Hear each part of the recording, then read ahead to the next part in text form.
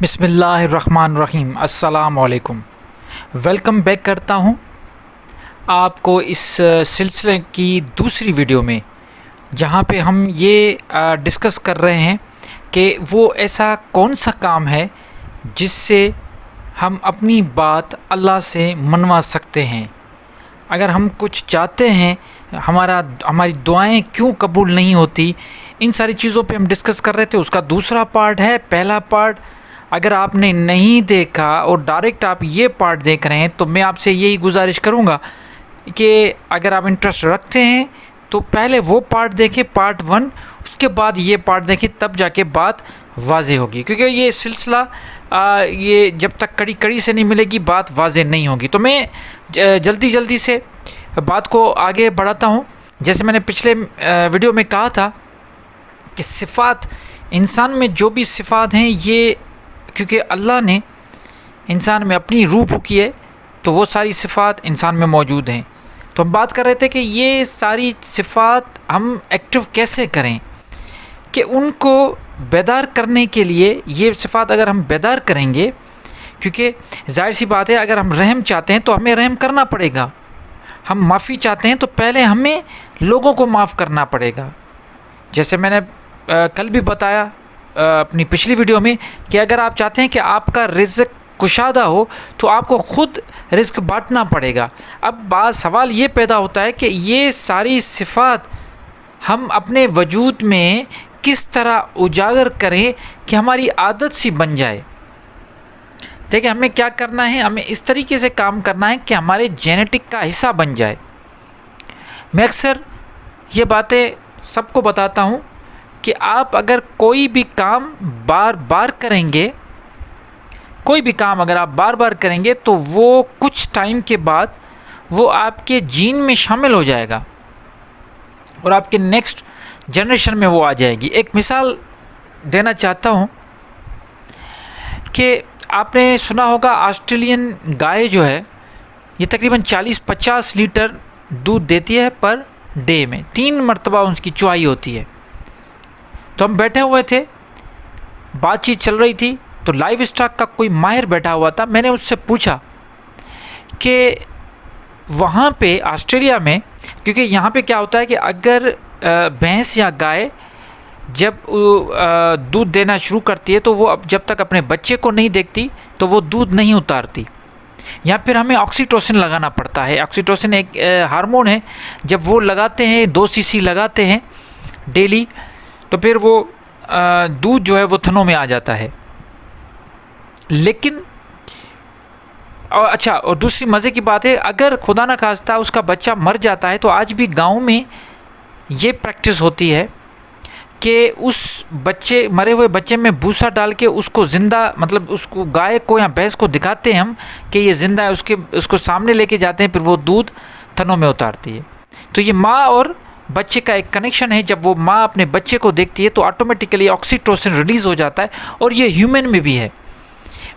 माँ जब अपने बच्चे को देखती है और उसको लगता है कि उसको भूख लगी है तो उसके थनों में ऑटोमेटिकली दूध आ जाता है। तो ये एक जेनेटिक है। लेकिन जब ऑस्ट्रेलिया की गाय की बात हुई तो मैंने पूछा, तो वहाँ पे तो बच्चे का कॉन्सेप्ट ही नहीं है। वो जैसे बच्चा वो पैचुरेशन होता है, बच्चा पैदा होता है, डिलीवरी होती है, तो वो बच्चा वहाँ से छुपा देते हैं। तो फिर किस तरीके से, और वहाँ पे ऑक्सीटोसिन इंजेक्शन भी नहीं लगती, तो फिर किस तरीके से वो ऑटोमेटिकली वो गाय मिल्किंग पार्लर में चली जाती है और वहाँ से मिल्किंग होती है और दूध निकल आता है। तो उन्होंने बताया कि ये पहले बड़ा मुश्किल था शुरू वाले दौर में, जब उनसे बच्चा छीन लिया जाता था तो वो दूध नहीं देती थी, तो उसको थोड़ा थोड़ा ऑक्सीटोसिन, फिर ऐसा कर के अब इनकी जेनेटिक में वो ममता इन्होंने ख़त्म कर दी। आज अगर देखा जाए तो ऑस्ट्रेलियन गाय में वो ममता है ही नहीं, वो खुद ब खुद जीन में आ गई ये चीज़ें।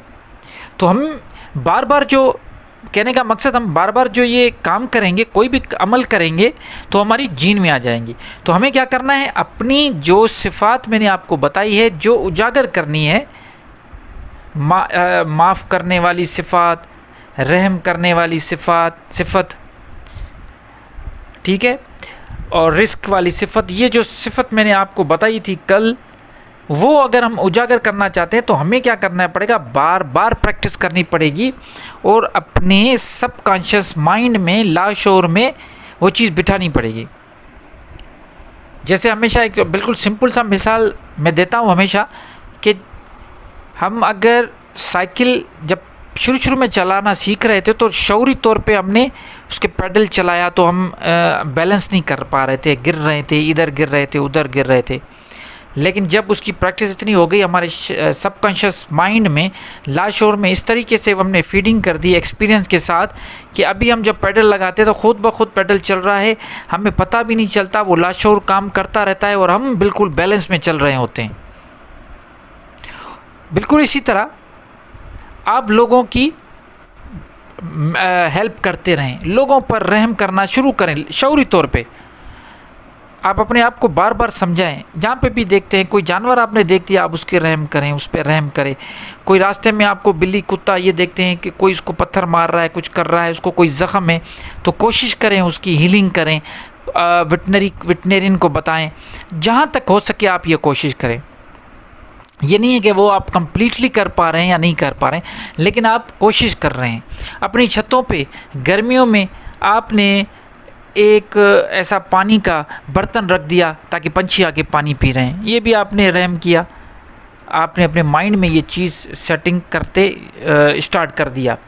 बिल्कुल इसी तरह जो आपके दुश्मन हैं उनको आप माफ़ करना शुरू कर दें। ये प्रैक्टिस करते रहें। और अगर आप देखते हैं कि आप के पास कुछ है जो आप बांट सकते हो तो आप बांटो। आप देखो अगर किसी के पास चीज़ नहीं है आप उनके साथ बांटना शुरू करो। तो ये 3 चीज़ें आप प्रैक्टिस करो और ग्रेटिट्यूड दो लोगों को। थोड़ी थोड़ी बात पे आप थैंक्स कहो उनको, थोड़ी थोड़ी बातों पे आप उनको ये कहो कि अगर आप नहीं होते तो मेरा काम नहीं होता। ये प्रैक्टिस करो डेली बेसिस पे। जब आप ये प्रैक्टिस करेंगे, बार बार करते रहेंगे तो ये साल में, 2 साल में, 1.5 साल में क्या होगा, ये आपके एक सबकॉन्शियस का हिस्सा बन जाएगा, मेमोरी का हिस्सा बन जाएगा। और जिस दिन ये मैं आपको लिख लेता हूँ, ये सारी अच्छी चीज़ें, ये सारे अच्छे अमल जो हैं, सिफत के जो अच्छे अमल हैं, रहम करना, माफ़ करना, मदद करना, ये जब आप कर लोगे और आपके लाशोर में ये बैठ जाएंगे और ख़ुद ब खुद आप ये जब करने लगोगे तो आप खुद सोचें कि आप आज क्या हैं, और जब ये खुद करने लगेंगे तो अल्लाह के यहाँ आपकी क्या वैल्यू हो जाएगी। ये तो आसपास के लोग भी आपको पसंद करने लगेंगे, लेकिन अल्लाह ताला के पास आप मकबूल हो जाएंगे। एक तो ये है प्रैक्टिस। दूसरा एक और तरीका है जो मैं आपको, जो आने वाली वीडियोज़ हैं इन पे मैं आपको मुराकबा करवाऊँगा। मैं आपसे गुजारिश करता हूँ जो भी मुझे सुन रहे हैं कि जो मुराकबा, जो मेडिटेशन, इन सिफत को उजागर करने के लिए मैं 4-5 मुराकबे करवाऊँगा कंटिन्यूसली। आप वो जो भी मुराकबा मैं आपको करवा रहा हूँ, एक एक सिफत का अलग करवाऊँगा। मिसाल के तौर पे रहम का अलग होगा, रिस्क का मुराकबा अलग होगा, इसी तरह इस्तग़फ़ार का अलग होगा, और ग्रेटिट्यूड में करवा चुका हूँ, आप देख सकते हो।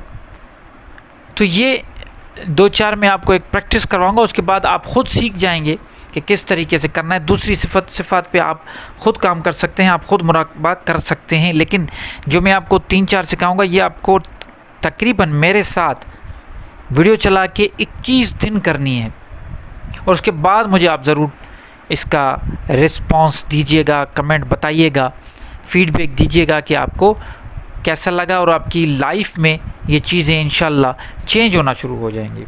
तो सिफ़ात को उजागर करने के लिए एक बार फिर मैं इसको रिपीट करता हूँ। अपने सिफ़ात को उजागर करने के लिए आपको वो सारे अमल आज से ही होने शुरू करने हैं।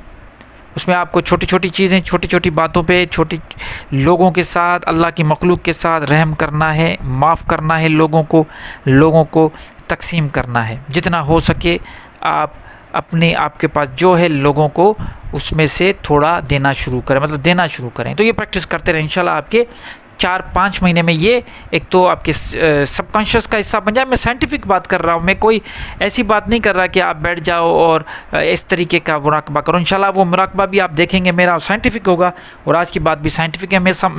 मुझे उम्मीद है कि बात आपको समझ में आ गई होगी। बिल्कुल शॉर्ट करके मैंने समझाने की कोशिश की है। नेक्स्ट वीडियो में मुराकबे में मैं आपका इंतज़ार करूँगा इंशाल्लाह। उसमें हम ये इस प्रैक्टिस के साथ, ये तो मैंने आपको दे दिया कि इस तरीके से प्रैक्टिस करें, और वो मुराकबे तकरीबन 2 या 3 हम करेंगे, 3-4 वीडियोस पे होंगी। उसमें हम बैठ के अच्छे तरीके से मुराकबा करेंगे और इंशाल्लाह उसकी रिज़ल्ट आएगी। तब तक के लिए मुझे इजाज़त दीजिए। अल्लाह निगहबान।